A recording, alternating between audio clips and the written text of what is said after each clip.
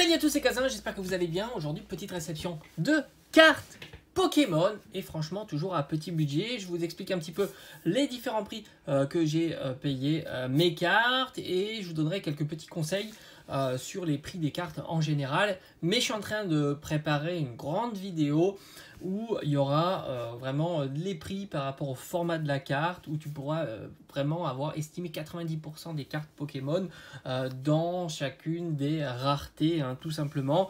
À force de regarder un petit peu, de suivre tout ça de près, ça me permet d'avoir moi des facilités à voir si une carte, le prix est plutôt bon ou pas. Alors on commence par un petit Léviator en VMAX. Alors les VMAX, j'en parle un petit peu aussi au travers de cette vidéo, ce sont des cartes qui sont pas trop prisées, qui sont toujours moins chères que les full art, et même sur des Pokémon populaires, et on le voit bien sur Évolution Céleste, que ça soit donc ici Léviator, qui est quand même très populaire, Rayquaza, mais aussi les évolutions, le prix des cartes reste assez faible.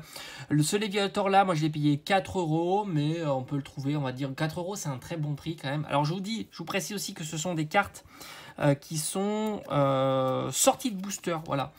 Il peut y avoir des petits défauts, mais en règle générale, ces cartes-là sont en état minimum near mint. Voilà. Donc là, la face de devant est parfaite. Il y a peut-être un petit point blanc ici, vous voyez. Et le dos, voilà, le dos, alors elle n'est pas très bien cadrée. Il faut enlever les petites poussières quand même, parce que de temps en temps, il y a des petites poussières qui passent dans les sleeves. Mais voilà, ce sont des cartes qui sont en superbe état, sorties de booster, mais c'est possible qu'il y ait des tout petits défauts, comme un petit point blanc, hein, tout simplement, comme vous pouvez le voir ici. Ouais, j'ai l'impression que c'est quand même un point tout petit blanc. Donc voilà, ces cartes là vous les trouvez vers les 5 €, et les évolutions par exemple de Evo Céleste en ce moment c'est 5-6 €, sauf le Noctali, parce que Noctali c'est l'évolution la plus populaire on va dire, et son prix est souvent 2 fois plus cher. Voilà, c'est une petite façon de pouvoir estimer une carte.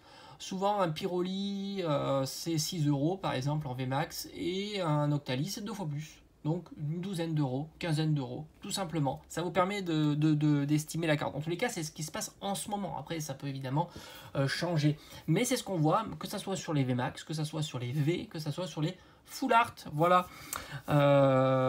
Et on continue avec... Alors là, c'est pareil. Les Black Gold, ce sont des cartes qui sont pas du tout recherchées. Ce qui fait que leurs prix sont vraiment bas. Voilà, donc il y a quelques Black Gold qui sont vraiment très bas, comme les deux Silveroy, les deux Chifours et le Duralugon, que tu peux trouver pour moins de 5 €. Celle-ci, je l'ai eu pour 5 €, voilà, tout simplement. Mais tu peux même les trouver pour moins de 5 €. Encore une fois, alors j'essaie de trouver où est la sleeve. C'est pas toujours évident, parce que là, ce sont des sleeves... Perfect Fit, donc c'est un petit peu compliqué. Alors je vais vous montrer le dos comme ça, tout simplement en Near Mint, hein, comme d'habitude, sortie booster. Toutes les cartes récentes, j'essaie de les avoir à minimum en Near Mint, hein, tout simplement. Celle-ci n'a pas l'air d'avoir de défaut, enfin c'est compliqué avec la sleeve, mais il faudrait la sortir de sleeve, mais c'est pas très grave pour moi en tous les cas. Ça va tout simplement aller dans mon classeur. Donc comme je vous ai dit, les Black Gold, 5 €, vous avez tout ce qui est les deux cavaliers, mais aussi les deux Chifours et le Duralugon. Un petit peu plus cher le Rayquaza, mais on est sur du 10 €.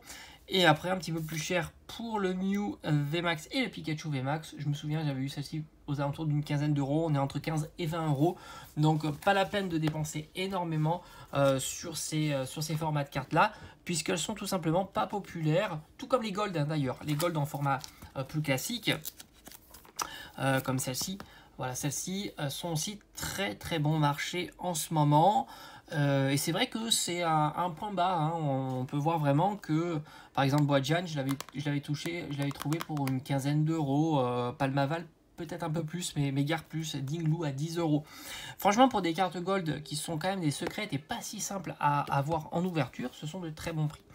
Donc là on était sur, alors je crois que c'était, oui j'avais dit 5 € et 4 €, je crois que c'était ça. Après je me mélange, hein, parce que c'est vrai que je fais pas mal d'achats, donc on a tendance un petit peu à se mélanger, mais disons que l'ordre de prix est conservé.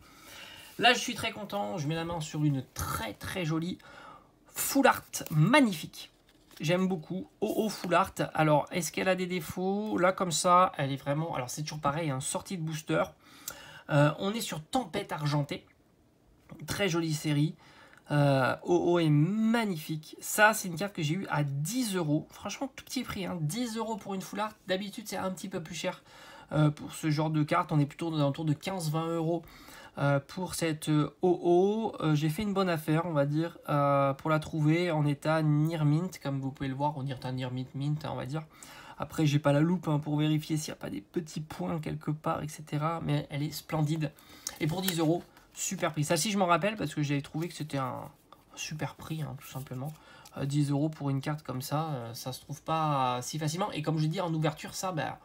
c'est quand même pas si facile à avoir sur Tempête Argentée et c'est plutôt super cool. Et enfin, la dernière carte que j'ai achetée, très content aussi. C'est une magnifique carte TG alternative, donc texturée. D'habitude, c'est vrai que je les achète pas ces cartes-là parce qu'elles sont plus chères. Je l'ai eu pour 13 €, très sympa aussi le prix. Le Elector de Galar que j'adore. Franchement, elle est magnifique. C'est la TG 19. La série, c'est Astre Radieux. Magnifique carte. Très très sympa. Alors ici, on peut voir qu'il y a un petit point où il manque de la matière, je pense. Ça arrive, hein, faut le voir en contre-jour comme ça. Un tout petit point. Peut-être même ici encore, je sais même pas sûr, c'est pas de la brillance, hein, tout simplement. Et le dos, bah, il est nickel. Bon, elle est pas très bien cadrée, mais ça, malheureusement, bah, les cadrages, hein, vous le savez, hein, c'est partout pareil. C'est comme ça. En tous les cas, très content aussi de mettre cette carte-là dans la collection. C'est vrai que Elector, c'est un Pokémon que j'adore.